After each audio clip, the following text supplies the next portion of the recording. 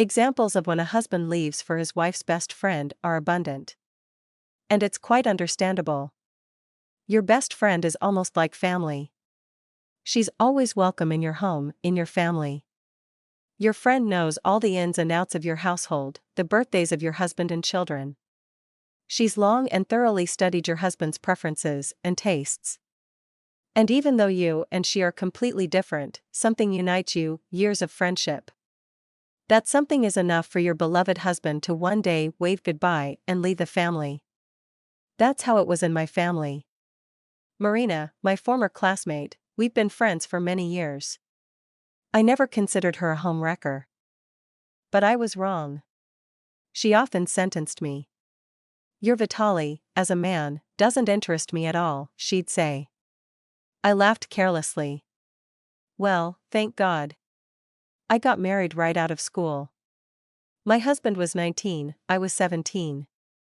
Statistics showing that early marriages often fall apart didn't bother us at all. We thought we'd die on the same day, 70 years later.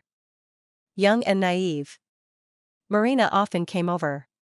She watched me bask in family bliss. 2 children were born, years went by. Marina was always at weddings. Of course, she had some fleeting romances, but no one proposed. They courted her, but all disappeared. Marina was practically a member of our family. She always came to our house in full regalia.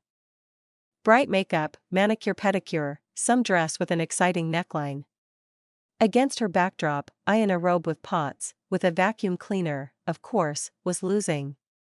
But that's me analyzing now, years later. And then everything was normal for me. My mom warned me. Marina envies you.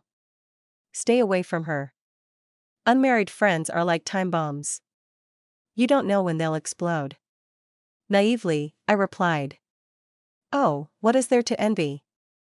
I don't have time to look at the sky. Mom was right. Now, when Marina showed up, my Vitaly got annoyed, he'd leave for another room. I thought, well, maybe our gatherings were annoying him. I reduced my meetings with my friend. Family comes first.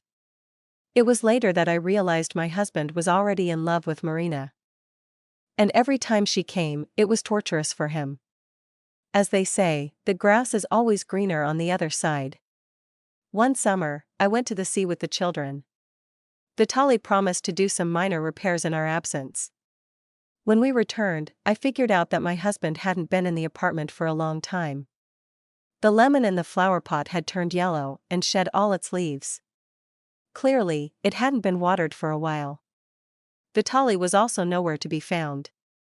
Who is this snake that dared to bite into my family happiness? I mentally sifted through all possible snakes. I see, on the windowsill next to the deceased lemon, there's a tube of lipstick. I know for sure whose venomously red cosmetics those are.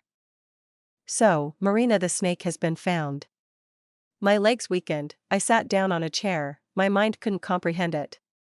Coming to my senses, I rushed to Marina's, hoping it was just a misunderstanding.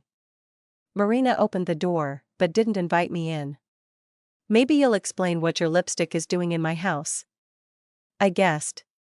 Haven't you figured it out yet? Vitaly and I love each other. For a long time, the best friend calmly declared. I trudged home. Walking, I imagined Marina ringing the doorbell in my absence. My husband opened it, she entered, and seeing him alone, she remarked that a man with stubble is even more attractive. She ran her hand across Vitaly's cheek, he held her hand, kissed her. These thoughts and suspicions drove me mad. Well, they leave from bad wives and good ones. Even married marriages, alas, fall apart. It's been like this throughout the ages. A man is a natural seeker, he thinks someone else's wife is a swan, while his own is bitter wormwood. It's doubly painful if your husband falls for a close, sworn friend. Once I met my friend Yulia, she got married late, at 28. She had a son, whom her husband loved more than her. This husband turned out to be an amorous wanderer. He'd leave the family, then return because of the son. Yulia tolerated his antics for years. Where did she find the strength? Perhaps her creativity helped in this difficult matter.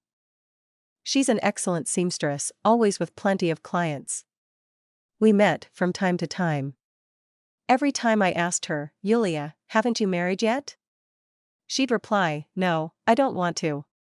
But this time, when I asked my eternal question, Yulia smiled. My Alexander came back, can you imagine?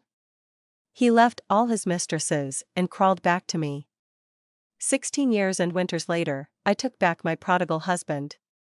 Who needs him now? And I'm not exactly a hot commodity either. We'll just serve each other glasses of water now. The main thing in life is family. Who needs those unbridled passions? It's all just sugary sentimentality. Maybe Yulia is right? They've been inseparable for 7 years now.